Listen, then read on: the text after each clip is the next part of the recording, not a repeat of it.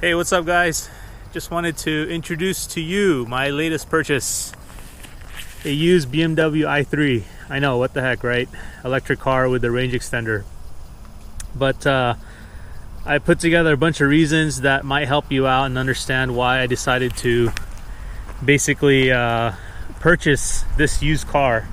And not only am I like a huge fan of electric cars in general, but I think this particular one, being that it's a BMW, so it's got a little bit of luxury compared to the old 500e that I leased, why I think it's worth it.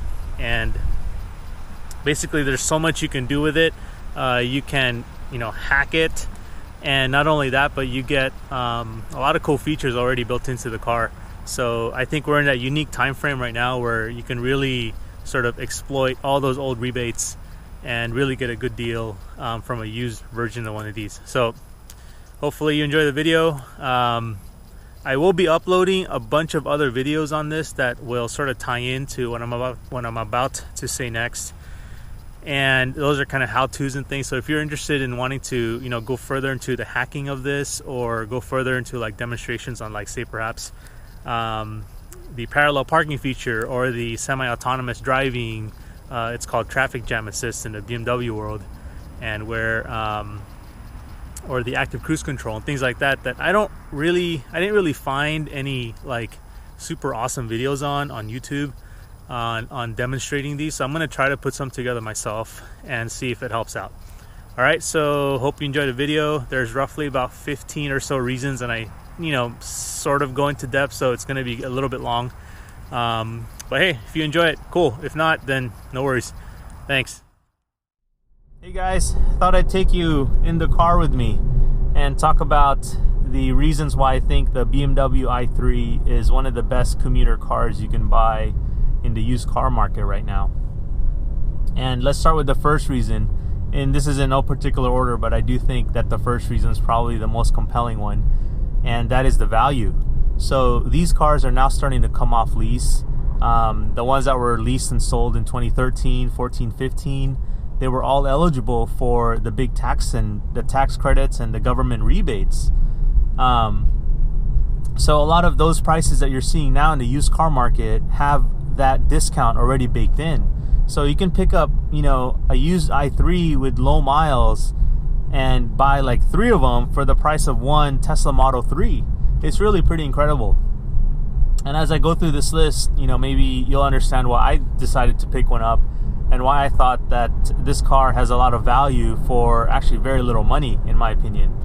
I was doing some math, and I think that the MSRP for this car, as best as I can trace it back, was like $50,000 or $52,000 with the trim package that it has.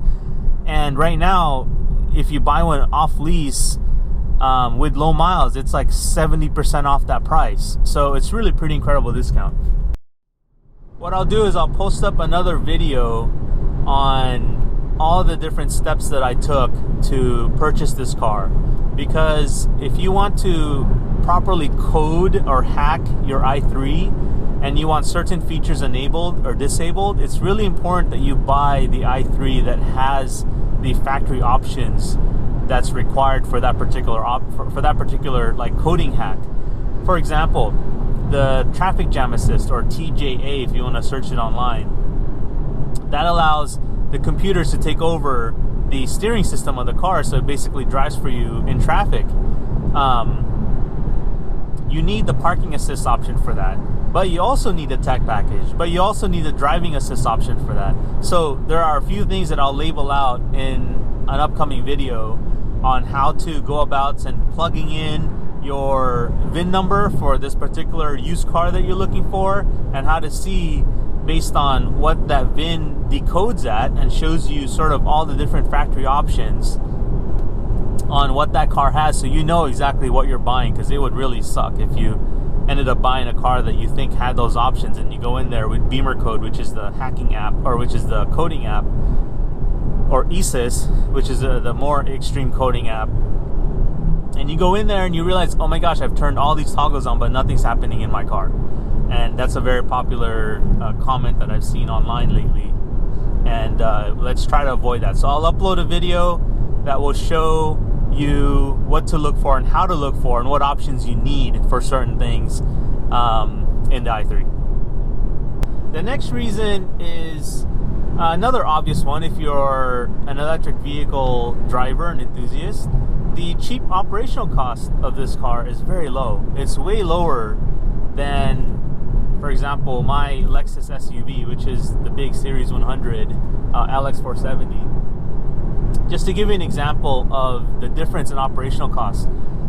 So for that car, every 100 miles of commuting, and let's assume best case, $4 a gallon, 15 miles to the gallon, every 100 miles it's about $27. And that's and gas is cheap right now, so that's $27. For this car, every 100 miles with about 20 kilowatts of charge or whatever, at California's average of, call it 15 cents per kilowatt hour, it's like $5. So 5 divided by 27, that's like 5 times less driving this car on a daily basis than it is my SUV. Obviously, I'm not ever going to get rid of the SUV because it does serve a pretty awesome function for other things. But for commuting, man, this thing is fantastic. So operational cost is very low on these electric cars. The next reason is on the i3s in particular, on the i3 Rex range extended model, you can hack these.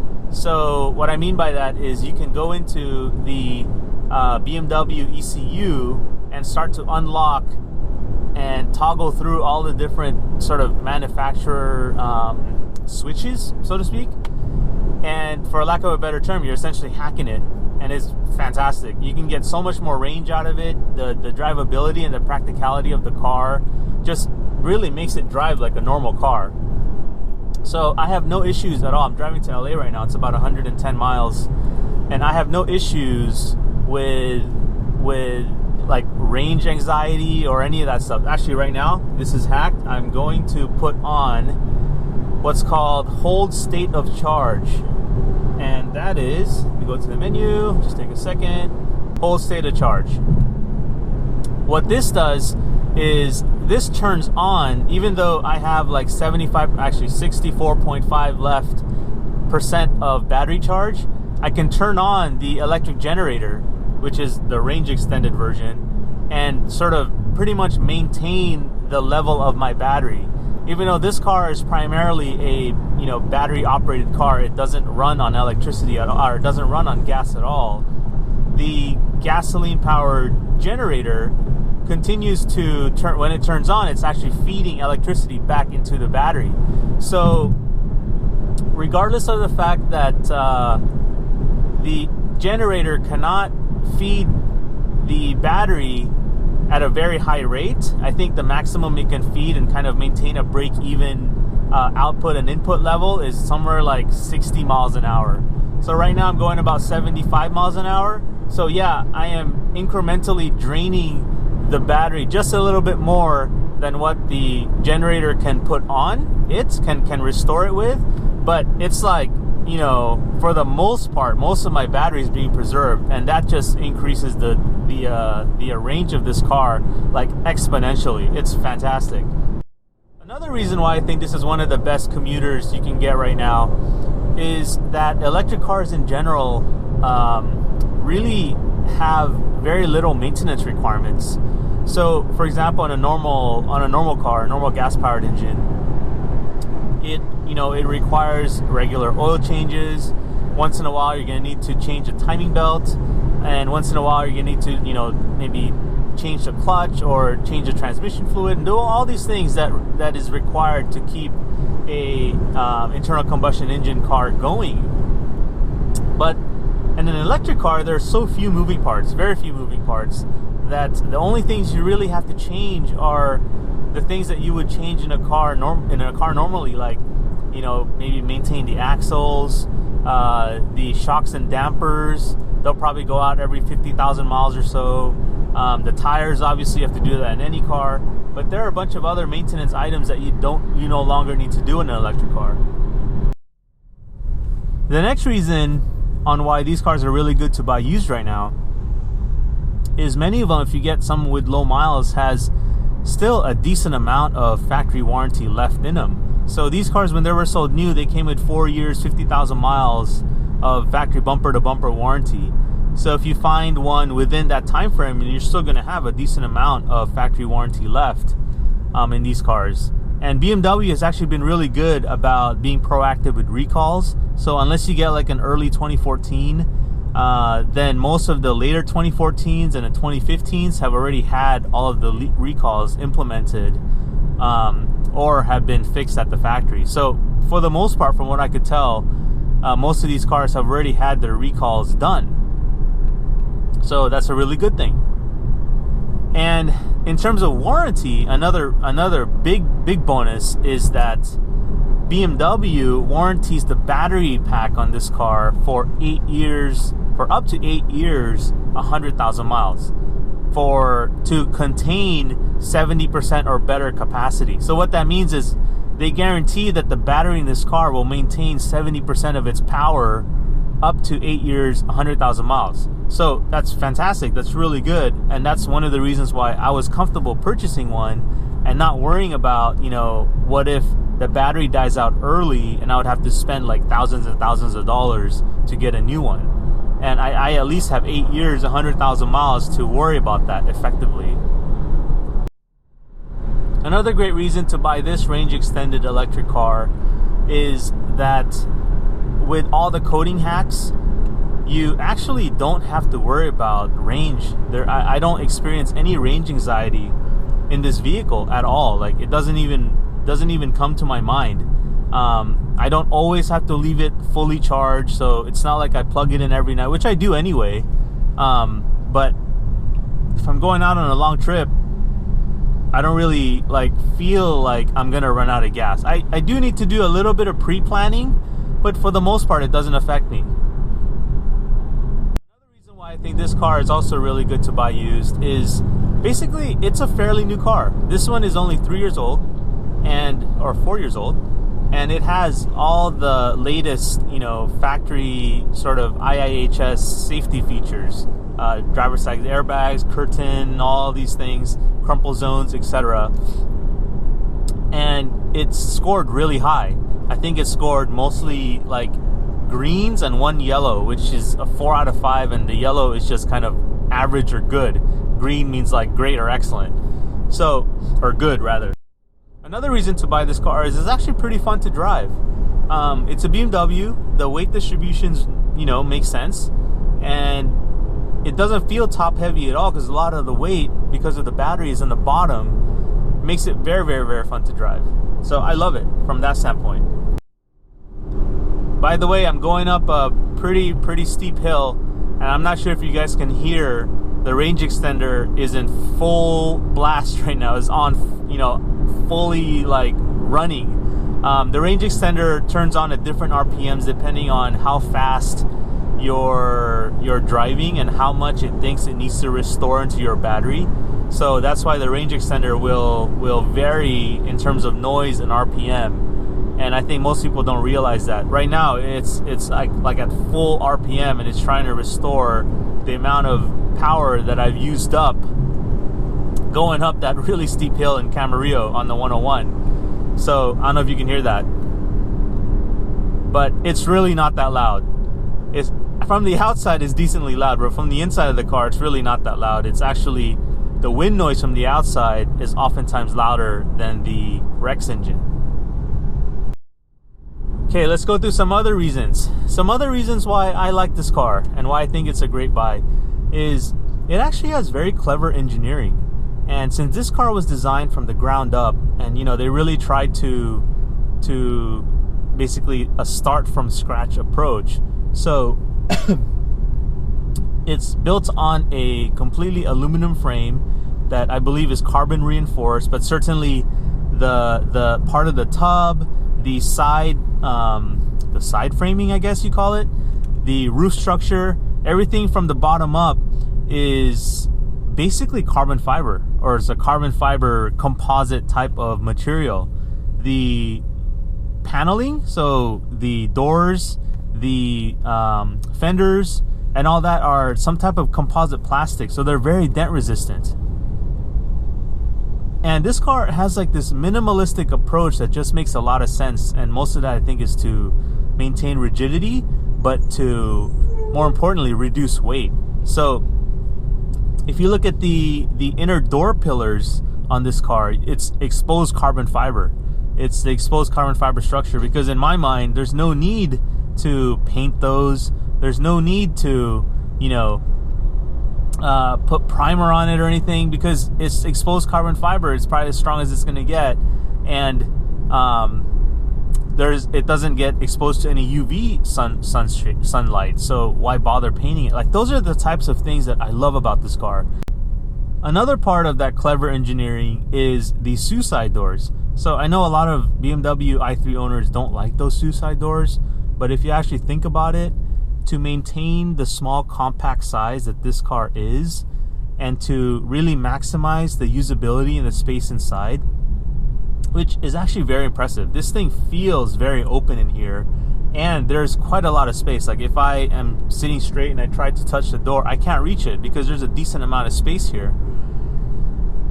Pardon me. So they really maximize the interior space to be pushed out as far as possible to the external sort of parameters, sort of the external boundaries of the car, which I think is brilliant. A lot of cars, are not as well engineered that way.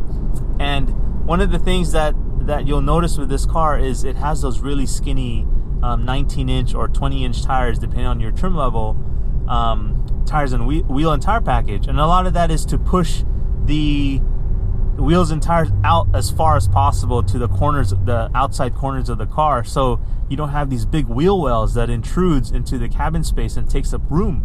I think it's brilliant. It's really, really, really well thought out. And regarding those tires, once you go to the forums, you'll notice that a lot of people complain about those tires, that they are, they don't last very long, or they're not that durable. I have yet to experience those. I suspect a lot of folks are not inflating these tires as high as they should be. BMW recommends that the rears are inflated cold at 44 psi, the front's at 31 psi. So those are fairly high, especially the 44 psi in the rear. So, if you underinflate those skinny tires and you're riding around hitting potholes and things, then you're gonna break sidewalls, you're gonna pop tires. It's just gonna be a bad situation. So I'm going to assume, until it happens to me, and it probably will, that those, a lot of owners who are having those problems have had underinflated tires, but we'll wait and see. And the cool thing about these tires too is you don't feel that they're so skinny. When you're driving this car aggressively, she'll hang the turn, she'll get that rear out. Traction control is decently aggressive, but it's not intrusive. So what I mean by that is you can, really play around with this car, and surprisingly, it has a high amount of grip, which was shocking to me. Honestly, I thought these bicycle tires would be like super not grippy, or would just, lose traction at the limit. But for the most part, because BMW designed the wheels to be so large, your contact patch is like this instead of like this. So the contact patch remains fairly large and broad, which I don't think most people realize that either.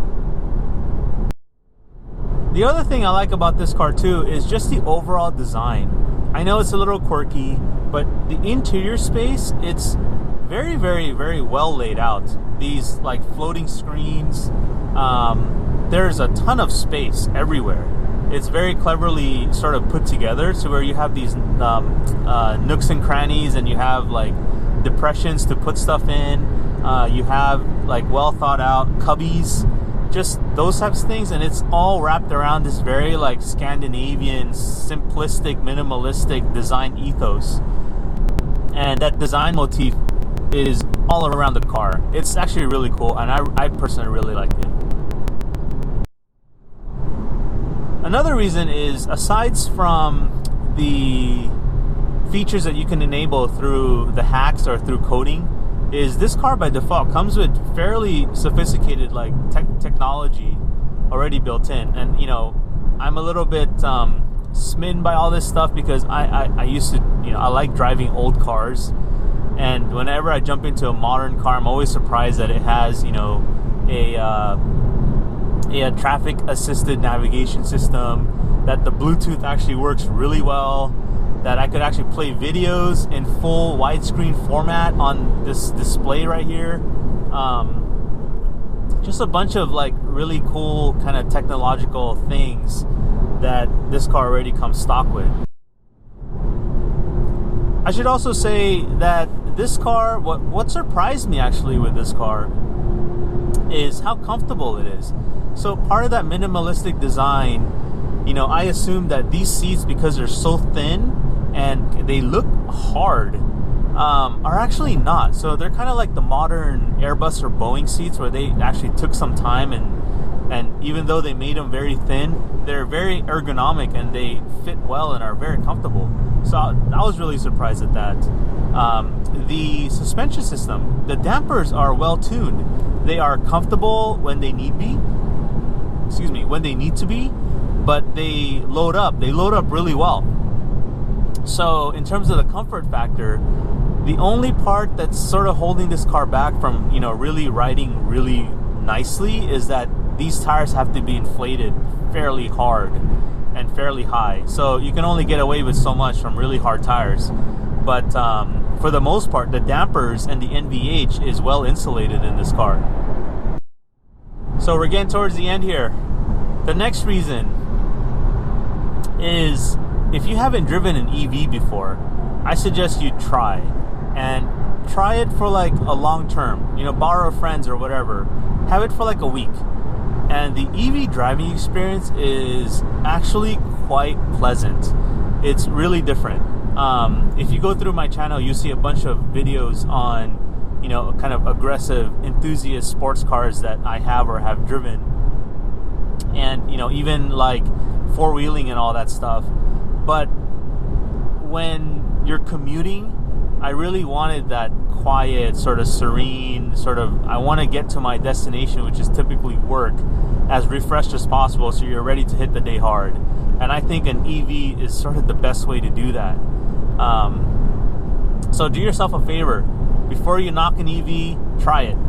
And hopefully, if you're as confident with the platform as I am, then maybe your minds might change and you might consider driving an EV, not even an i3, but just an EV in general, like a Tesla, And this might be my green / tree hugger side of me coming out, but driving an EV, I like that it leaves a relatively small footprint.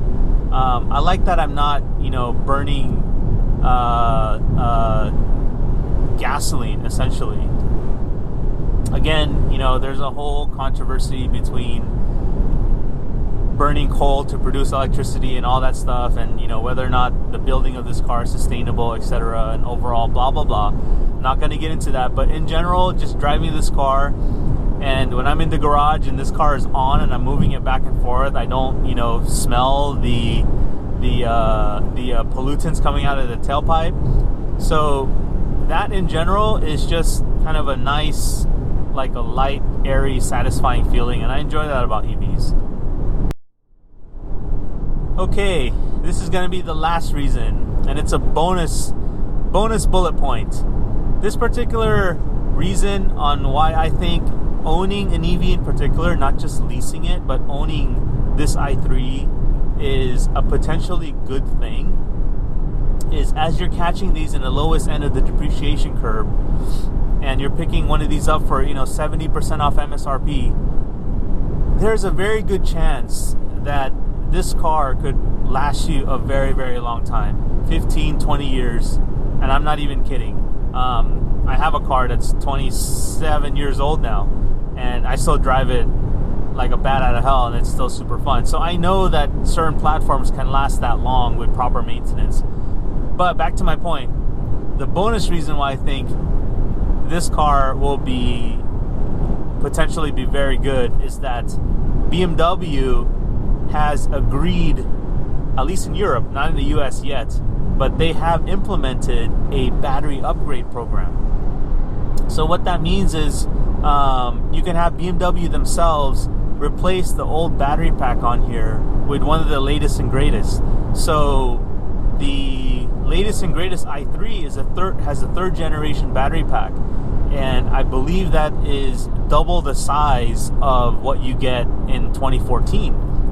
So that's huge. That basically means you have like a roughly 200 mile range on just that same size battery pack.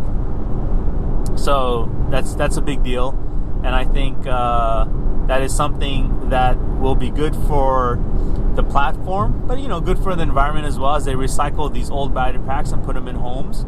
I think that's a great thing. And also, if BMW doesn't decide to do it in the United States, I'm pretty sure that there's going to be private individuals who will come out with battery upgrade programs, just like they do for the Prius today, just like they do for the first generation Honda Insight. If there's a market, they're going to do it. And they've sold so many of these i3s, excuse me, that I do think that is going to be prime for that type of industry, that secondary industry, to come online. So guys, those were my primary reasons. I think there are about 15 primary reasons on why I think the BMW i3 range extended model is one of the best cars you can buy used right now, especially if you're a commuter. All right, hope you enjoyed the video. If you want to see more videos on this car based on what I plan to do with it or what I've already done, and I want to explain kind of what I did and really illustrate those processes much better than what I did over here just right now, then by all means do the whole YouTube thing, subscribe and notification bells and blah blah blah, and I'll see you on the next one.